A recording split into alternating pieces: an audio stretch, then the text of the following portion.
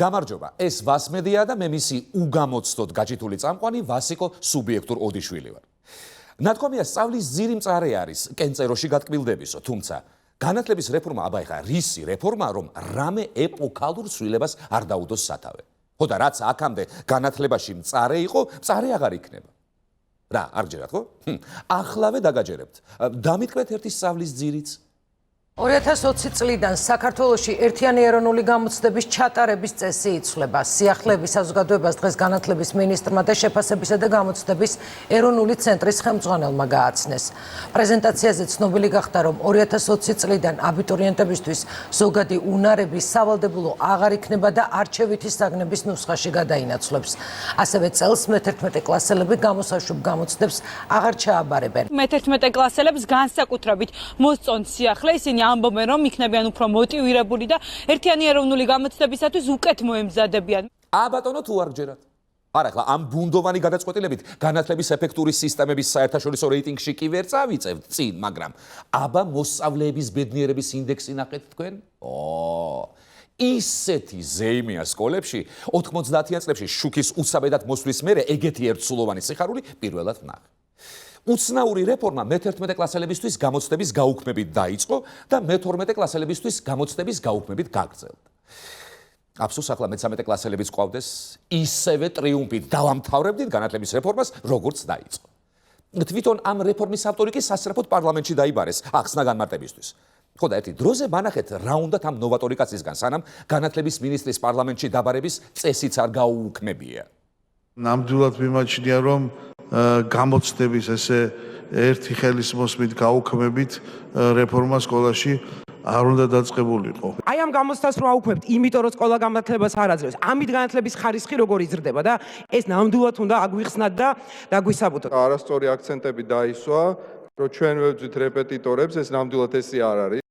აი ის იშვიათი მომენტი, როცა უმრავლესობა და ოპოზიცია ერთიანი. ხო, განათლების წინაშე ორივე თანაბრად უძლურია. თუმცა მე მაინც მინისტრისკენ ვიხრებ. ხო? არა, რა გინდათ, კაცო, ძალიან ლოგიკური რეფორმაა. თუ სკოლა ვერ გაძლევს იმ დონის განათლებას, რომ იმავე სკოლის გამოცდები დამატებითი მომზადების გარეშე ჩააბარო, უნდა მოხსნა გამოცდები, ხო? აბა ეხლა სკოლაც ხომ არ მოხსნი. თუმცა ის ფაქტი, რომ რეპეტიტორები უსაქმოდ რჩებიან, არც მე მახარებს. ხო და დროულად გაგვარკვიეთ ერთი რაბედიელი სამხალს. სანამ გვარამიან ბესელიას ჩექმები გაიხადა, სახაზავი მოივარჯა და დაიწყო, ახლა დღეს მეც რეპეტიტორი ვარ. არა, სასწრაფოდ ვინმე ბრძენს უნდა ვთხოვოთ დახმარება. ამ ამბავს ახლა ჩვეულებრივი კაცის გონება ვერ გაწუდება. მომიძებნეთ ერთი ყველაზე ბრძენი. ერთი ფრაზა მომხვდა ასე ყურში ძალიან. გამოცდებმა დაასარიელეს სკოლები. ასე სწორად გავიგია რა? ანუ ერის გამრავლებას შეუწყობს ხელს გამოცდების გაუქმება. არა არც დაფარული არცა საიდუმლოი, რომელი ამან ვერ ცხადხოს. კვიციანი კი არა, შენ ხარ ემზარ ბრწყინვალე, ემზარ ყველი, ემზარ დიდი. აჰა ბატონო, მოფინა თუ არა ნათელი. ანუ ეს ადამიანი ფიქრობს, რომ სკოლები იმიტომაა ცარიელი, რომ ბავშვები არ არსებობენ. ანუ გამოცდები რომ არსებობს, ბავშვები აღარ ჩნდებიან. ანუ გამოცდების მოხსნა გამოიწვევს ბავშვების გაჩენას. ანუ ეს რეფორმა განათლების რეფორმა კი არაა. გენოფონდის რეფორმაა და ბატიაშვილი განათლების მინისტრი კი არაა. ბებია-ქალია. ყოჩა ღემზარ. უკვე დროა პოლიტიკოსობას ჩამოშორდე და ერთი დედაენაც დაგვიწერო. წერა ხომ იცი? არა და ახლა ამას რა დიდი მიხვედრა უნდა და გამაგებინეთ. რომ ბავშვები ახლა გამოცდების შიშის გამო არ იბადებიან. დიდი მიხვედრა უნდა ამას. ახლა ნახეთ მომავალი წლიდან როგორ იხუვლებენ გამოცდებიან წლებში დაგროვილი ბავშვები. თუმცა შეიძლება ყველაფერი სულ სხვაგვარადაა. უბრალოდ მთავრობას უნდა რომ უფრო განათლებულები და ინტელიგენტები ვიყოთ. არა, ეხლა მერე უმუშევრები ვიქნებით სავარაუდოდ, მაგრამ მთავრობის ხეირიც ის არის, რომ იცის ეხლა პროფესორი კაცი დედის ტრაკის გინებას არ დაუწყებს. ქართულმა ოცნებამ მოსამართლეების უვადოდ დანიშვნის საკითხში დიდი უთანხმოების მთავარ მიზეზს მიაგნო. განხეთქილების ვაშლიც იპოვა და მასში მიმალული ჭიაღუებიც. რა თქმა უნდა, ნაციონალური მოძრაობისა და მისი კუდების სახით. ქართული ოცნების პოლიტიკური ელიტა სასამართლო ხელისუფლების დისკრედიტაციის მიზნით წარმოებულ პოლიტიკურად მოტივირებულ კამპანიაზე საუბრობს და ამ თემას რამდენიმე გვერდიან განცხადებას უძღვნის. სასამართლო ხელისუფლებაზე გაგრძელდა პოლიტიკური შეტევა და მედია შტურმი, რომლის ავანგარდში ნაციონალური მოძრაობა, მისი სატელიტი პოლიტიკური პარტიები და ამასთანავე წლების განმავლობაში შეზრდილი და აფილირებული არასამთავრობო ორგანიზაციებისა და პროფესიული გაერთიანებების მოქმედი თუ ყოფილი ლიდერები ჩადგნენ. რას გავს ახლა ეს კაცო? ვინ ცდილობს სასამართლო სისტემის დისკრედიტაციას, არ განიკითხოთ და არ განიკითხებით. ზუსტად ისე მოგეტევებათ თანანადებნი თქვენი, ვითარცა თქვენ მიუტევებთ თანამდებთა მათ თქვენთან. ჯერ თქვენი ცოდვები გამოისყიდეთ და მერე ილაპარაკეთ მოსამართლეებზე. ერთი წუთით.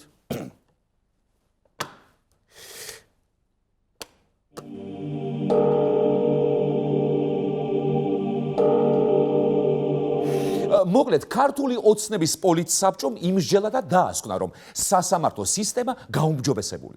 უბრალოდ ოპოზიცია და NGO-ები ახდენენ მის დისკრედიტაციას. ხო, დასკვნები ამათი სუსტი მხარე იყო ყოველთვის. მაგრამ ძლიერი მხარეც ხომ აქვთ, კაცო? ხომ იმსჯელეს?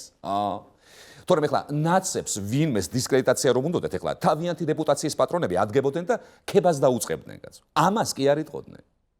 ყველა მოსამართლე ვისაც ჰქონდა მწარე გამოცდილება თუნდაც იმ 9 წლის განმავლობაში, თუნდაც ამ 6 წლის განმავლობაში და მე-7 წელია რომ ეს მოსამართლეები ჯიბის მოსამართლეებად გადაიქცა ხელისუფლებისათვის არ იყვნენ სასამართლო სისტემაში. თუ ესენი დაკვეთების შემსრულებლები იყვნენ, რასაც ეტყოდა წინა ხელისუფლება, ახლანდელი ოპოზიცია, თუ იმას ასრულებდნენ მორჩილად, შეიძლება ასეთი ხალხის დანიშვნა უზენაეს სამართლოში უვადოთ? ადამიანები, რომლებიც წლების განმავლობაში ემსახურებოდნენ უსამართლო მართლმსაჯულებას და რომლებიც დღესაც ვერ აჩვენებენ, რომ მზად არიან სამართლიანი მართლმსაჯულებისთვის, ეს ადამიანები უვადოდ არ იყვნენ ამ ქვეყნის სასამართლოში დანიშნულები. ესე იგი, რომან გოცირიძის თქმით, მე-7 წელია ეს მოსამართლეები ამ ხელისუფლების ჯიბის მოსამართლეები არის. ანუ უფრო მხატვრულად რომ ვთქვათ, 2012 წლის შემოდგომის საღამოა 7, ჯიბიდან ჯიბეში გადაფრინდა ჩიდი. ჩიდი მოგეხსენებათ მოსამართლის ალეგორიული მეტაფორაა და რითმის გამო ჩავს. აი ოთო კახიძეს კი ეტყობოდა რომ ჩიტები და ლირიკა ისევ ფეხებზე კიდია, რა კი ძველ ჟანრში იჩხუბა. ეგ ხალხი მიშას დაკვეთებს თუ ასრულებდა, ახლა ამხელა თანამდებობებზე რატომ უნდა იყვნენ? მაგრამ მე გაახსენდა რომ თვითონაც კარგ თანამდებობაზეა და რენაზე იქბი. და საერთოდ კაცო, რა გაუხურეთ საქმე ამ მოსამართლეებს? გამაგებინეთ. პირიქით ხალხო, მაგათ წესით ინფრასტრუქტურული ტენდერებიც კი უნდა მოვაგებინოთ. იმიტომ რომ ამ ქვეყანაში გონი მარტო ეგენი არიან, ვინც დაკვეთას პირნათლად და დათქმულ ვადებში ასრულებენ. თუმცა ეხლა ადამიანურად ნაცების აღშფოთებაც გასაგები. რო იწვალებ, გაწვრთნი, მერე შენს გაწვრთნილს აგართმევენ, უვადო კონტრაქტს გაუფორმებენ და ეხლა შენ იჯარის ფულსაც არ გიხდიან, ცოტა საწყენი. მაგრამ ისეც არ არის საქმე NGO ვერძეულს რომ გონია. ეს მოსამართლეები ვერ აჩვენებენ რომ სამართლიანი მართლმსაჯულებისთვის მზად არიან. აბა ერთი ჩემო მოსამართლეებო, დაგვიმტკიცეთ რომ ვერძეული ცდება, დაგვიმტკიცეთ? მინდა შეგახსენოთ მიგელ დე უნამუნოს ცნობილი სიტყვები, რომელიც მომბრძანა დღეს გაჩუმება მე არ შემიძლია, იმიტომ რომ გაჩუმება ნიშნავს ტყუილს. გადადეხი და გადადეხი რა არის საბოლოოდ? გადადეხი საბოლოოდ არის დღეს ნიშნავს ნგრევას. ნგრევა ნიშნავს სიკვდილს. სიკვდილის სიყვარული არის ნეკროფილია. ხოლო აქ სასამართლოში სამართლის და სამართლიანობის ტაძარში ნეკროფილიის ადგილი არ არის. ხო, აი, რა ვიცი ახლა. უნამუნომ და ამან ახლა ისეთი ლოგიკა შემოგთავაზეს, რომ ვინმე თუ შემოგაკვდათ, მოითხოვეთ რომ ამან გაგასამართლოთ. რადგან დიდი შანსია ამ საქმეში გარდაცვლილი თქვენ აღმოჩნდეთ. ხო. საერთოდ ახლა ასეთი ლოგიკის მქონე მოსამართლების ყოლა ძალიან სწორია. რატო? რატო და ახლა წარმოიდგინეთ, პოტენციურ დამნაშავეს კანონის ხომ ეშინია და თან თუ ეცოდინება რომ დანაშაულის ჩადენის შემთხვევაში ასეთი მოსამართლე განშის, ვაიმე, ჭიანჭველასაც კი არ დაადგამს ფეხს. თუმცა ერთი პატარა საფრთხე მაინც ემუქრება. ხო, აი ხა შეიძლება უთხრან, ჭიანჭველაზე ფეხის არ დადგმა სიფრთხილეაო. სიფრთხილეს კიდევ თავი არ ტკივაო. თავი თუ არ გტკივა, ესე იგი შიგნით არაფერი გიდევსო. შიგნით თუ არაფერი გიდევს, ესე იგი მკვდარი ხარო. ხოლო მკვდარი თუ ხარ, მაშინ მითხარი ვისთან გაქვს სექსი. ნეკროფილის ბრალდებით უნდა დავიჯირო. ხო, ეხლა სიმართლის ტაძარში კიდევ ნეკროფილიის ადგილი არ არის. ხო. მართლაც ეხლა რატომ უნდა გაგახსენდეს ნეკროფილია იქ, სადაც ისაგაც. თემი და ხო ისევ ცოცხალი. მოკლედ ახლა მოსამართლის ლოგიკაც და არგუმენტებიც ბრწყინვალე. წარმომიდგენია, როგორი არგუმენტები გაექნება ქართულ ოცნებას. გერმანელებმა მეორე მსოფლიო ომის შემდეგ იფიქრეს და გადაწყვიტეს რა რომ იყო რაღაცა პოლიტიკური დონე, იქ იყო ჰიტლერი, გებელსი, მისი მეგობრები, იმათ დააგისრეს პასუხისმგებლობა ნიურნბერგის პროცესი და ყველაფერი. რაც შეეხება ქვედა დონეს, მოხელებს და მოსამართლეებს, რომლებიც ასევე იყვნენ იმ რეჟიმის სამსახურში, მათ პასუხისმგებლობა არ დააგისრეს. შეიცვალა სისტემა შემადგენლობის ცვლილების გარეშე და ადამიანი, რომელიც ცუდ რაღაცას ჩადიოდა, ცუდი ადამიანი და კარგი ადამიანი ცოტაა, ხო? ანუ არის ადამიანი, რომელიც ცუდ რაღაცას ჩადის და კარგ რაღაცას ჩადის. ადამიანები, რომლებიც მასობრივად ჩადიოდნენ ცუდ რაღაცებს, ეხლა ჩადიან კარგ რაღაცებს. თქვა ირაკლი კობახიძემ და მაჯაზე შემოსკუპებული მურუსიძე ხოხობს დაადევნა. ხო, ეხლა ვერ გავიგე რა გაგვირებთ ერთი. ეგრე ადრე ვანო და ბაჩო ცუდ რაღაცებს ჩადიოდნენ, მაგრამ ახლა ნახეთ, როგორ ლამას კამათლებს აკეთებენ პურის გულისგან. საერთოდ ახლა ადამიანს გამოსწორების შანსი კი უნდა მისცე, მაგრამ ეს შანსი მთლად უვადოდ არ უნდა ანდო. ფაშისტების მაგალითიც არ მომეწონა დიდად. მეორე მსოფლიო ომის და ნიურნბერგის პროცესის დასრულების შემდეგ ის საფრთხეც აღარ არსებობდა, რომ ჰიტლერის მთავრობა დაბრუნდებოდა და კიდევ ერთხელ გააკაცის მჭამელებდა იმ მოსამართლეებს. ამ ჩვენი მოსამართლეების ჰიტლერი კიდევ ყოველდღე გაიძახეს ერთად სახლშიო. ხო და რითი გვიზღვევთ ახლა ამ მოსამართლეების უვადო კეთილსინდისიერებას, იმით რომ მართლა უვადოდ გაკეთილშობილდნენ თუ იმით რომ თქვენ აპირებთ მათი და ამ ქვეყნის უვადოდ მართვას. არსებობს ფულის შოვნის ორი გზა, მარტივი და რთული. მარტივია იყოს საზმაუს ბორდის წევრი, რთულია საზმაუს ბორდმა დაგიქირავოს საზმაუს გადაცემების საყურებლად. ერთი თვის განმავლობაში ექსპერტები მოამბის მთავარ გამოშვებას და არხის საზოგადოებრივ პოლიტიკურ გადაცემებს აკორდებოდნენ. გაჩნდა კითხვა, რატომ გახდა საჭირო ექსპერტების ცალკე ჯგუფის მოწვევა, მაშინ როცა მაუწყებლის ეთერში გასული გადაცემების მონიტორინგი და ტელევიზიის პროგრამულ პრიორიტეტებთან მათი შესაბამისობის დადგენა სწორედ სამეურვეო საბჭოს ფუნქცია. ბორდის ეს გადაწყვეტილება არხის ბიუჯეტს 18,000, ანუ თითოეული ექსპერტისთვის 3,600 ლარი დაუჯდა. როგორი აშკარა უკმაყოფილება იგრძნობა წამყვანის ტონში. რა იყო კაცო, რამ გაგამწარად? ზრუნავს ბორდი არხის განვითარებაზე. დაიქირავეს ექსპერტები, ამით არხის რეიტინგი გააორმაგეს. მაყურებელთა რაოდენობა მთელი ამ 5 ადამიანით გაიზარდა. თქვენ კიდევ გაიძახით მაგაში ფულს როგორ ხარჯავენ. აბა დაჯექით ერთი და თქვენ უყურეთ საზმაუს უპასოდ.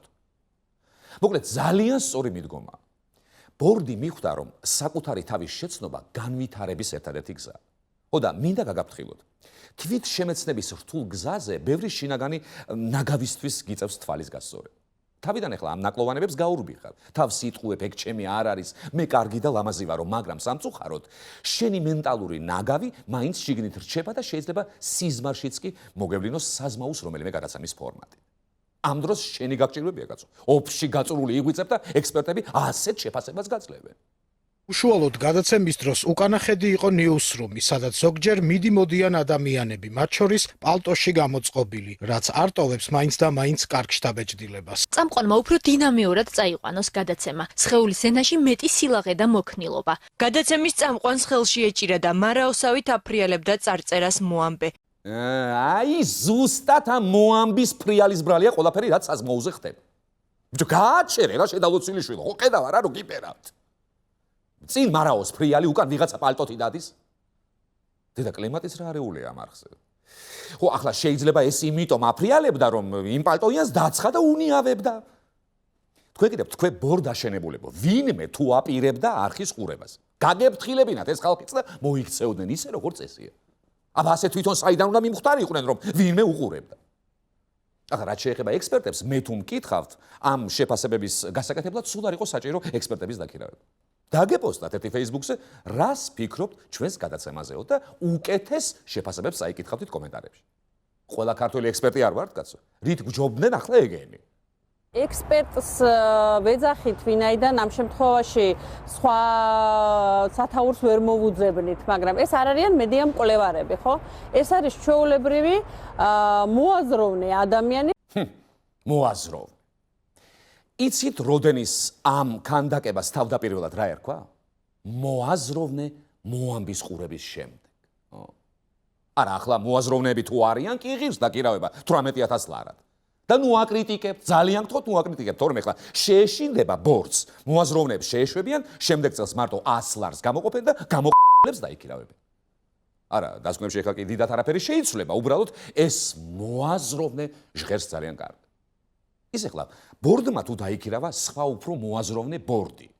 ახლა ხო შეიძლება ეს დამქირავებელი ბორდიც სხვა ბორდის მიერ იყოს დაქირავებული, და ხო შეიძლება ახლა ეს ჟურნალისტების დაქირავებულები არიან, შტატიანი ჟურნალისტების მიერ. და ხომ შეიძლება რომ საზმაუზე სულ სხვა ხალხი მუშაობს და ესენი ყველა დაქირავებულები არიან. და მე მგონი საერთოდაც მოამბე ოფიციალურად ისევ ჯულიეტა ვაშაყბაძეს მიყავს და ამჟამინდელი წამყვანიც მის მიერ არის დაქირავებული. ხო, მოდით ახლა მეც აღარ ჩავყვები და ისა მარაოსებრი ნივთისა და პალტოიანი კაცის გარდა კიდევ თუ ნახეს მოაზროვნე ადამიანებმა რამე პირველ არხზე, აი ეგ მაჩვენეთ ერთი მაინტერესებს. ზოგადი რეკომენდაციები. პირველი, ამაღლდეს ჟურნალისტების და წამყვანების კვალიფიკაცია პროფესიულ სტანდარტებში. განსაკუთრებული ყურადღება მიექცეს ჟურნალისტური სტანდარტების დაცვას, როგორებიცაა მიუკერძოებლობა, ობიექტურობა, ბალანსი, ფაქტისა და მოსაზრებების გამიჯვნა, სიზუსტე, სამართლიანობა. მოამბე, გაუმჯობესდეს გადაცემის ხარისხი ექსკლუზიური თემების მოძიების და საკითხების უფრო სიღრმისეული გაჩუქების გზით. ახალი კვირა. გადაიხედოს თემების შერჩევის პრინციპი და კრიტერიუმი. უპირატესობა მიენიჭოს საზოგადოებისთვის აქტუალურ, საინტერესო და სასარგებლო თემებს, სიახლეებს. თოქ-შოუები. წამყვანებმა საფუძვლიანად შეისწავლონ თემები, რომლებზეც გადაცემებს ამზადებენ. ნუ და უი, სხვა რამეებიც დაუჩიულიათ მოაზროვნე ექსპერტებს. მაგრამ კაი ახლა რა სისულელეა. ეგ ყველაფერი თუ შეასრულე, ვიღა გაგაჩერებს საზმაუში. ეგრევე ჩამოვა ფლორენტინო პერესი და გაგაქანებს რეალში. ახლა ამ რეკომენდაციებს კიდევ ერთს მეც დავამატებ. მოამბის წამყვანმა ამ თემისადმი მიზნულ სიუჟეტში არ ახსენოს მხოლოდ წარწერის მარაოსავით ქნება და უკანა ფონზე პალტოიანი სუბიექტის არსებობა და ეს შინაარსიანი და კრიტიკული შენიშვნებიც გააჟღეროს. აჰა, მომეცით ახლა მეც 3600 ლარი მომეცით, ვიზე ნაკლები ექსპერტ მოაზროვნე ვარ. რა, არ არის საკმარისი? არა? კარგი, მოდი, მაშინ კიდევ ჩავყვეთ. რა და ეხლა სამშობლოს და მისი ბიუჯეტის დაცვისთვის შრომა ნამდვილად არ მეზარება. ბორდის თავმჯდომარის ბრალდებებს ბრალდებითვე პასუხობს პირველი არხის წამყვანები. წამყვანები პასუხობს. თქვენს გაიგეთ, ხო? ჟურნალისტმა არსებითი სახელი მრავლობითში თქვა, ხოლო ზმნა მხოლობითში მოაყოლა. აშკარად დაარღვია ქართული ენის გრამატიკული წესები. აჰა, აი ხო ხედავთ ეხლა ამ ხარვეზებს ისედაც ყველა ვამჩნევდით. ანუ მთელი ერი მოაზროვნე ექსპერტები ყოფილვართ. ხო და ვისაც ის პალტოიანი ადამიანი აქამდეც ყავდათ ნანახი, თამამად შეგიძლიათ საზოგადოებრივ მაუწყებელს თქვენც მოთხოვოთ კუთვნილი 3600 ლარი, ხო? იმ პალტოიანს კიდევ ვთხოვ რა, 3600 ლარი კიდევ ბევრ გაჭირებულ ქართველს დაამშვენებს და შესამჩნევი რომ იყო კაცურად, იქნება მაგ პალტოთი ივლისამდე იაროს სამსახურში, ნათქვამია მკვდარი ადგა აღარ დადგაო და ალბათ არც ისე სამოსანახავია ყოველივე ეს, მაგრამ შენ ის უნდა ნახო, როცა ამას ცალკეული მკვდარი კი არა, მთელი სასაფლაო შრება. ხელვაჩაურში სოფელ განთიადის მოსახლეობა სასაფლაოს გაფართოებას აპროტესტებს. ამბობენ, რომ მერიამ ეს საკითხი უკვე გადაწყვიტა. მიღებული არის, რომ სასაფლაოები უნდა მოეწყოს მოსახლეობისგან მინიმუმ 100 მეტრის დაშორებით. ხელვაჩაურის მერია არ ღვევს ამ მიღებულ დადგენილებას და ცდილობს მოაწყოს ხელვაჩაურის პანთეონი. პროტესტს ვაცხადებთ, რომ არავითარ შემთხვევაში ღობე არ გაიხსნას და სასაფლაო არ ამოვიდეს. სად წავიდე მითხარი, რომ ეზოში სასაფლაო მექნება. მართლაც ძალიან შეუშფოთებია ხალხის სასაფლაოს მცოცა ოკუპაციას, არა და რა დროს სასაფლაოების გაფართოება ახალ. ვიღა მოკვდება ახლა ამ დაგროვებითი პენსიების ხელში. ამ საკითხების გარკვევაში კი აბა ვინ დამეხმარება თუ არა ჩემი სამარის კარამდე ერთგული კორესპონდენტი ირაკლი. ირაკლი, გაგვარკვიე ზუსტად რა ხდება განთიადში. რატომ აპროტესტებს მოსახლეობა სასაფლაოს ეზოებში შემოსვლას? გამარჯობა ვასილო. მე მაინც მგონია რომ ეს არის მიცვალებულების მიზანმიმართული დისკრიმინაცია, რასაც არ უნდა შევეგუოთ. სასწრაფოდ უნდა გაიმართოს კონტრაქციები და დაიწყოს ისეთი კამპანიები, როგორიც არის მაგალითად სიკვდილის სიახლოვით არ გადადის, ან ბექამ მკვდარი არ არის. მოიცა. ანუ შენ სასაფლაოს გაფართოებას ემხრობი და რა არგუმენტები გაქვს? ჩემი არგუმენტები ასეთია. ამ ხელისუფლებამ ისეთი კარგი ცხოვრება მოგვიტანა, რომ მიცვალებულს აღარ ეკადრება უკვე ძველებურ სივიწროებში განსვენება.